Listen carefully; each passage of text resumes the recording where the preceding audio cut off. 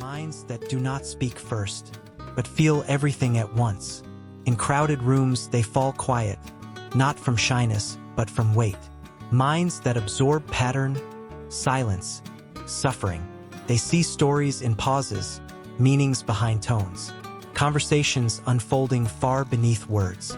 These are the deep thinkers, often misread as distant, distracted, intense. But inside, there is a quiet storm of observation, memory, analysis, and longing. They do not simply see the world. They interpret it. They hold layers, hold nuance, hold emotions decades old, still turning them over like stones in their hands. This is not about IQ, not genius, not talent in disguise. This is about the quiet architecture of a mind wired for depth, and the invisible cost of carrying everything too deeply for too long. There are people who feel like they were born watching instead of arriving. As children, they often listened more than they spoke. Their eyes moved first, quietly scanning tone, gesture, breath, long before understanding language itself. And as the years unfolded, the world only grew louder, but their ways remained subtle, perceptive, internal. They are the deep thinkers, the pattern holders, the quiet seers behind the noise. They don't just hear words, they hear the emotion behind them. They notice what wasn't said. They sense what others overlook. One misplaced sigh, one altered rhythm in someone's speech, and something in them stirs. They begin constructing meaning, connections, timelines, not by choice, but by nature. Can be beautiful, can also be exhausting, because when your mind doesn't turn off, neither does the world. To others, it may seem like they overthink, but what they're really doing is overfeeling, overmirroring, overanalyzing lives, both their own and others, through layers so intricate that even a single decision can feel like a moral crossroads. Someone once asked them, "Why does everything have to mean that much to you?" They didn't have an answer, because it's not a decision. It's a condition of awareness. Depth is their default setting. Even joy takes work. It's hard to dance inside a mind that never stops narrating. Hard to laugh inside a nervous system that's filtering 100 unspoken cues. Hard to rest when even peace feels temporary. Something to question, not trust. And then there's the loneliness. Not because they are alone. Often they are surrounded by others. But loneliness is not the absence of company. It is the absence of feeling seen. And most don't see depth. Not really. They see quiet, distance, peculiarity. They may admire the intelligence, but shy instinctively from the intensity. To express their full range might mean overwhelming someone, so they edit, tone it down, smile instead of explain, accept instead of ask. And again, the thinking returns to the silence of their own mind. Deep thinkers don't seek attention, but they ache to be recognized beyond performance, at the level of interior truth. To be asked about what they feel, not just what they know, because it is emotion that keeps their thoughts alive. Every memory contains feeling. Every theory is rooted in longing. Every mental labyrinth starts with a wound they've tried to understand. The world asks for quick replies, and they trade in slow truths. The world rewards confidence, and they lead with questions. The world speaks loudly, and they understand in whispers. This first chapter isn't about pathology. It's about perception. Deep thinkers are not broken, nor are they better. They are simply those who feel the temperature of a room and wonder what it means, who hear a single sentence and carry it for months. Not because they're sensitive, but because they carry more dimensions of thought per moment than most realize. That awareness is a gift, but every gift carries a weight. And as we begin to understand them, we must begin there, at the silent, spinning edge of their experience. The place where noticing becomes thinking, and thinking becomes feeling, and feeling becomes everything at all. Before a mind becomes deep, there is a moment, often early, often quiet, when the world becomes too much, and the only path left is inward. Many deep thinkers do not remember a time when they didn't feel everything, but something somewhere sparked the beginning of their internal scaffolding, the unseen architecture of thought, shaped not through choice, but through sensitivity meeting environment. It often begins in childhood, a home with too much noise or too much silence, where emotions were raw but never named, where tension hung in the air like humidity, unspoken but suffocating. Some were born into love, but also into inconsistency. Others faced expectations too large, inflicted too young, and others still absorbed everything simply because they could. Not instincts, patterns. The child who grew up watching, interpreting, decoding rooms for safety. The one who could feel the brush of annoyance in a parent's glance, before it turned into words. Who learned that to survive emotionally was to understand everything before it happened. And in that early adaptation, the mind begins building. Private world is carved, where thoughts are safe, where distance gives clarity, where observing becomes the quiet shield, and reflection the permanent escape. Often they became the mature one, the old soul, praised for being wise, calm, careful. But beneath that surface was simply early self-regulation. Emotion became a responsibility, rather than a shared experience. While others played, they processed, not because they couldn't join in, but because the world already felt a few layers too loud. For some, this inwardness grew from pain. For others, from witnessing pain without language to name it. Children do not choose intellect. They develop it as a way to keep safe, to predict, to understand, to make meaning out of unpredictability. So a mind, in its desire to protect, becomes a refuge, and over time, it also becomes a fortress. Many deep thinkers were never asked what they felt, only what they thought. They were praised for self-containment, overlooked for their emotional depth, and slowly their identities calcified, around competence, rather than connection. Inside, a need still lived, quietly beneath logic, beneath insights, to be soothed, to be held, to be mirrored back not for their brilliance, but their humanity. The root of deep thinking, then, is not always intellectual. It is emotional. The mind simply ran ahead, when the heart felt ignored. And so, the architecture of the deep thinker is not just about cognition. It's about adaptation. What looks like introspection is often internal negotiation. What sounds like eloquence is often rehearsed self-preservation. They learn to trust only what they've thought through. They learn that gut reactions are safe to keep quiet, that measured expression is safer than raw ones, that pain is best processed as theory because theory doesn't cry. Still, even in growth, that architecture remains, a beautiful palace of self-awareness, built upon years of precognition and emotional solitude. But every palace has a foundation, and sometimes that foundation is grief. Grief that no one knew they were holding so much. Grief that the world never slowed down enough to ask why they needed to think so deeply. Grief that, although they were often the most understanding person in the room, they rarely felt understood. To honor a deep thinker, you must honor their early need to be safe inside their own head. You must understand that brilliance was never the point, that it is not a performance, but a form of protection, a habit of feeling too much, without the language to ask anyone else to help carry it.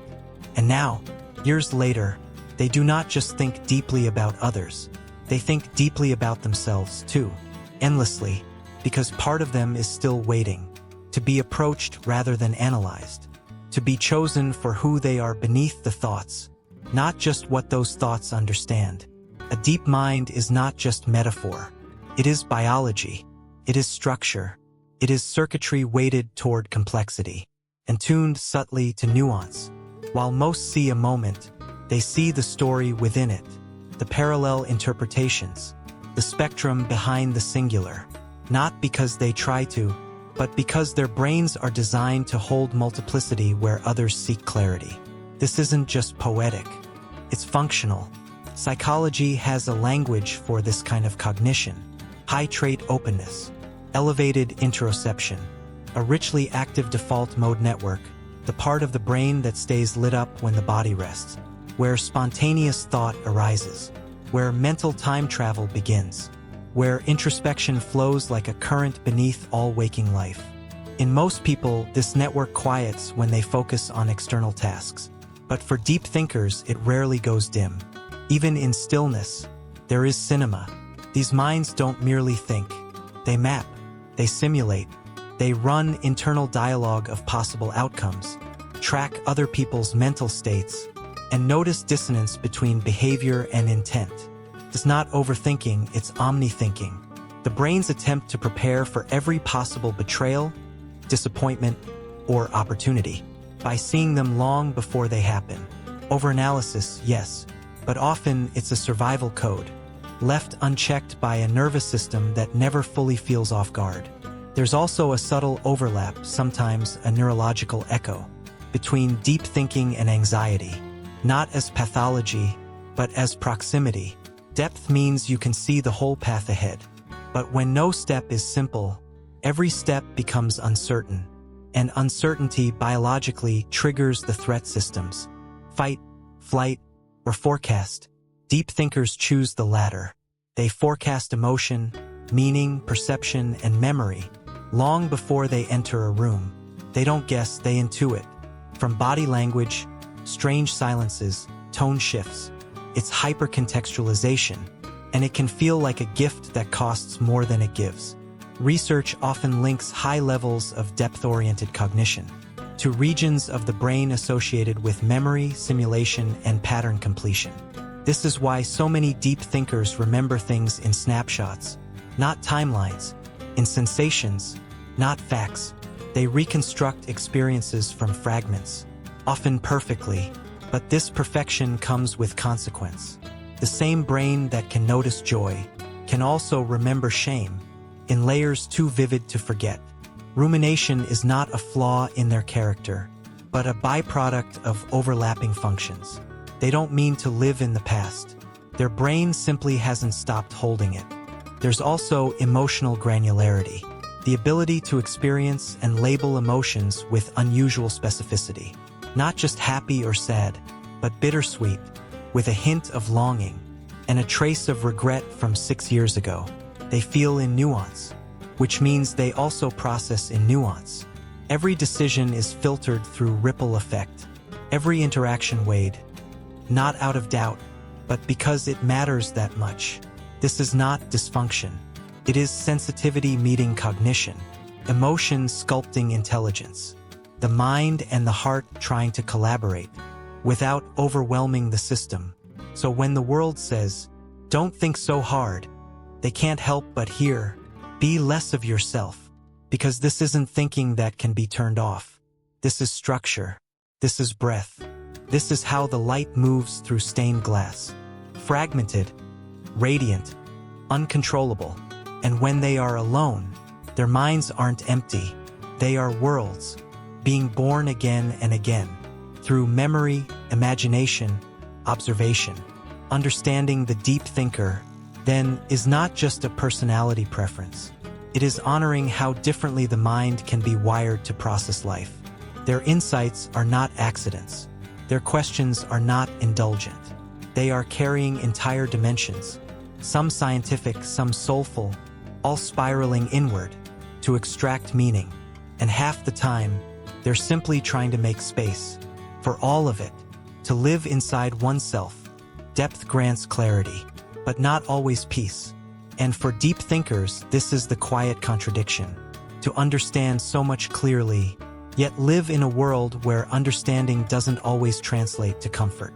They carry internal landscapes that no one else can see, sprawling with thought, memory, tension, longing.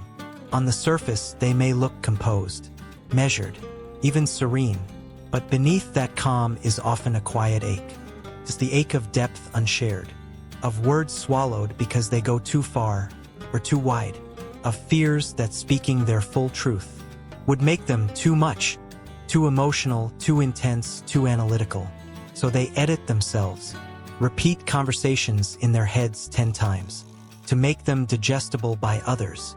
They translate their complexity into simplicity, until simplicity starts to feel like erasure.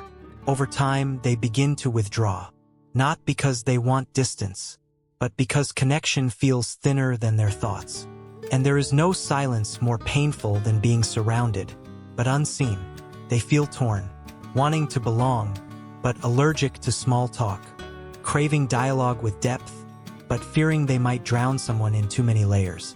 They ask questions that reach too deep, and answer them in ways that leave others blinking, unsure how to respond. So they learn to perform normal intimacy, the nod, the smile, the polite laugh, while their mind quietly spins with 20 different interpretations of something no one even noticed. And when things fall apart, they often overown the blame, not because they're wrong, but because they can always think of what they could have done differently, even when they weren't the cause. This is the burden of insight. It doesn't come with peace. It comes with responsibility, even for things they didn't break. Decision-making becomes its own private torment. Every option dissected, every ripple effect mapped, not due to indecision but due to care. They don't take choices lightly, because they know how deeply choices echo. They plan conversations in advance, then replay them for days. Even joy gets analyzed. Did I ruin the moment by saying too much? Did they really mean what they said? Do I deserve that affection? Or was it just politeness? And then there's the loneliness. Not a lack of people, but the absence of a mirror. Someone who sees the architecture of their mind and doesn't walk away. Someone who stays when the conversation turns philosophical or abstract or emotionally vast. Because surface doesn't nourish them. They crave the marrow of meaning. But in a world built for brevity, they often feel like scrolls in a land of summaries. The pain deep thinkers feel is not dramatic. It is slow, invisible, the kind of ache that doesn't show up in crisis, but in attachment. They can support everyone, hold space, offer insight, ease others' storms. But when they unravel, they often do it alone, not because people don't care, but because they don't know how to ask for help, in a language others can understand. How do you explain that it isn't one thing? Is everything felt all at once? Emotions that ask no permission, thoughts that arrive in floods, a constant internal camera, recording, rewinding, reviewing.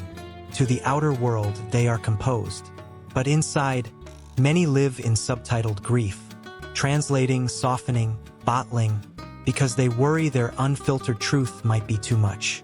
And yet, no one sees how much they already carry for others. There is no arrogance in the deep thinker, only fatigue. Fatigue from trying to fit into a world with fewer layers than they live with. Fatigue from bridling their mind into digestible shapes, from holding the weight of emotion in places where intellect was praised, but feeling was not allowed. Their resilience is quiet, their suffering quieter, and still, they show up, not ready, but present, not understood, but understanding, because silence is heavy, but so is being real, in a world that prefers lace over fabric. There is a quiet moment when the deep thinker stops asking, "What is wrong with me?"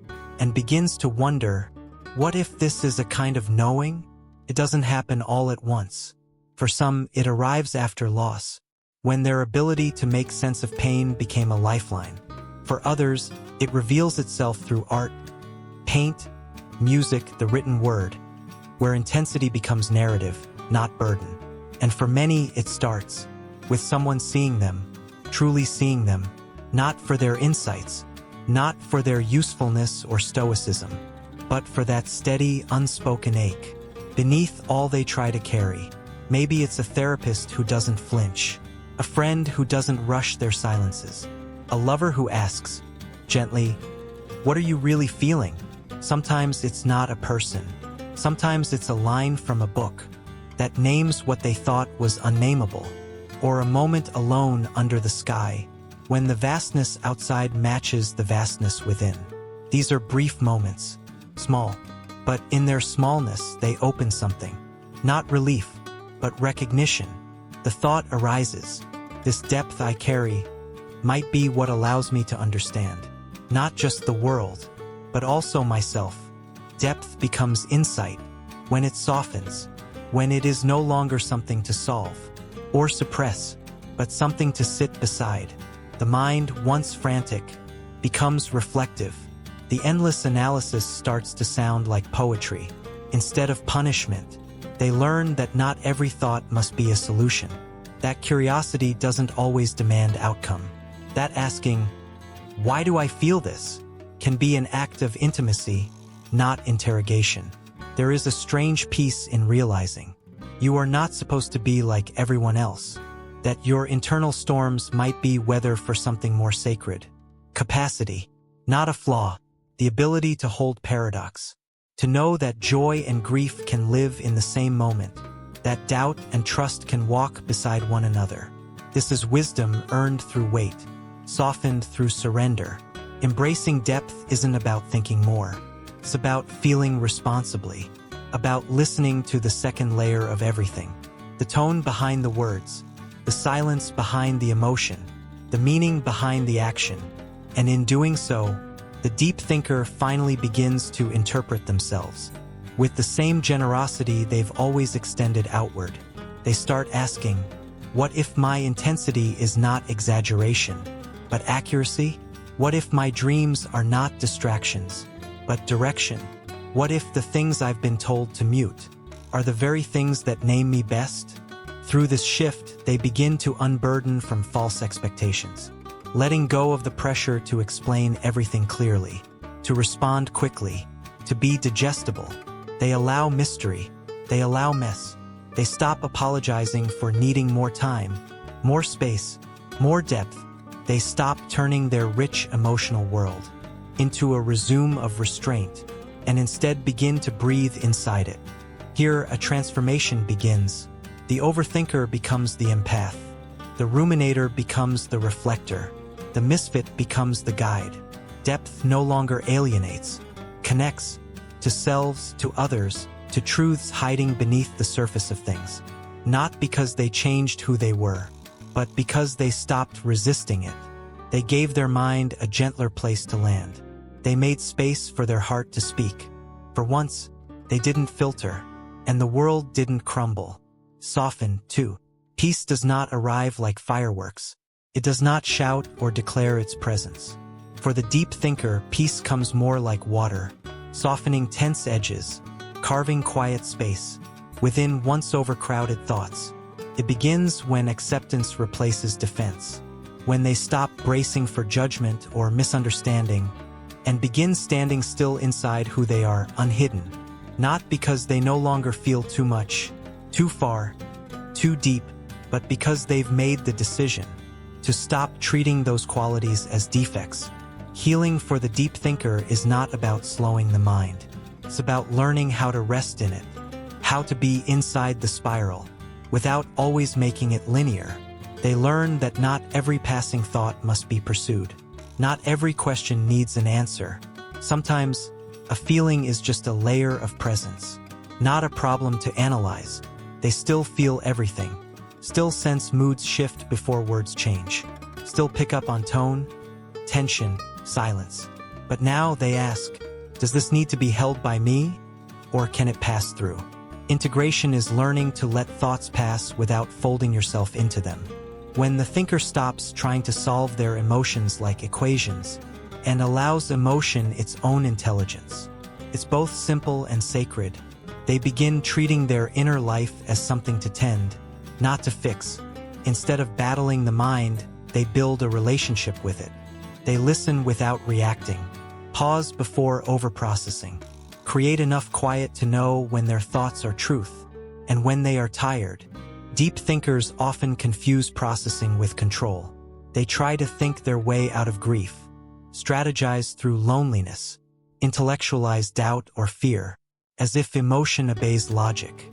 But emotion is not here to be solved. It's here to be witnessed. And once they learn to sit beside feeling without dissecting it, softness forms. And in that softness, their depth finds balance. Solitude changes too. It's no longer escape. It becomes restoration. They learn not to isolate, but to return. To move inward, not to hide, but to realign. To feel rather than filter. to clear the fog, not build more maps. And when they return to the world, they return as someone whole, not louder, not less sensitive, but steadier, a person in relationship with their sensitivity, not ruled by it. Boundaries begin to form, gentle ones, not walls but rivers, space between the edge of oneself and the pain of another. They no longer absorb everyone's emotions out of duty. They no longer shrink to make others feel less confronted by their clarity. They learn that presence does not always require merging, that they can care deeply and stay whole, that their insights do not need to be constant or shared to be valuable. And in time, they begin to feel less like a mind carrying a person, and more like a person carrying a mind with reverence. They allow their slowness, their quietness, their lack of desire to be seen quickly or defined loudly. And rather than trying to keep up with a louder, faster world, they build a life on rhythm, not reaction. Silent mornings, friends who listen between sentences, work that allows presence, not performance. Time, not always filled but honored. Calm becomes something else now, not the absence of thought, but the presence of inner spaciousness. A wide open place inside the self, where sensation is allowed, where memory unfolds gently, and where the mind is no longer at war with its own complexity. Here, deep thinking becomes deep being. There are people you pass on the street who are carrying entire galaxies behind their eyes. They will not tell you. They will not interrupt. They will not ask to be seen. But they are filled with centuries of detail. They have sat beside griefs that were not their own. They have reassembled themselves through thought, over and over, until what remains looks still, but is anything but simple. They are deep thinkers, and their minds are quiet revolutions. The world rarely understands what it cannot measure. Tells the deep thinker, you're too intense, too cautious, too complicated, too emotional about things that aren't even happening. But the deep thinker feels what could happen, what has almost happened, what happened long ago, but hasn't finished echoing yet.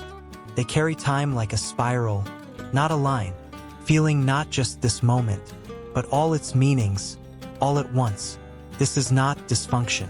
It is depth being lived in real time. That is the silent gift. Depth offers nothing immediately. It doesn't win you speed or applause.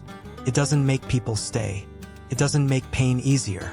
If anything, it slows you down in the places where others sprint.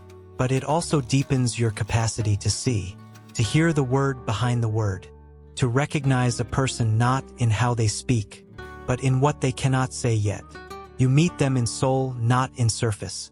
And when the world becomes noisy, fast, bright, and skipping past itself, deep thinkers stay behind, to feel what was left untouched. They are the ones who remain in stillness, long enough to understand. You will not know they are doing this, because it does not look like effort. It looks like someone staring out a window, someone sitting too long with one sentence, someone remembering your story long after you forgot you told it. But it is effort. It is labor. It is love attempting to understand life fully, because skimming across the surface would be a kind of spiritual dishonesty. Many deep thinkers will never think of themselves as wise. They'll think of themselves as tired, as sensitive, as people who can't quite shrug things off fast enough to be considered normal. But ask the people who've truly known them, who've sat inside their presence long enough. You'll hear things like, they made me feel more whole. They saw the part of me I didn't have words for. They understood the ending of my story before I understood the middle. Because connection is their art. Not fast, but real. This final chapter is not applause. It is a bowing of the head, in reverence, to all the people who spent more time thinking about others than others knew how to thank them for. To the ones who held emotion quietly in their chests like unopened letters. To those who knew what you were going through, years before you could speak it. There is a kindness in depth, so often mistaken for detachment. There is emotion in thinking, so often dismissed as analysis. There is devotion in silence, so often mistaken for withdrawal. The deep thinker does not need fixing. Their nature is not an error. It is a rare rhythm, a different clock, and somewhere out there, they are watching leaves fall in patterns you and I cannot see. They are sensing the weight behind your smile. They are writing whole chapters in their heads about how you looked away when you said you were fine. They are making meaning out of the invisible because for them, the invisible has always mattered more than anything else. This is their gift, unseen, uncelebrated, unrepeatable, quiet, and holy in its own way.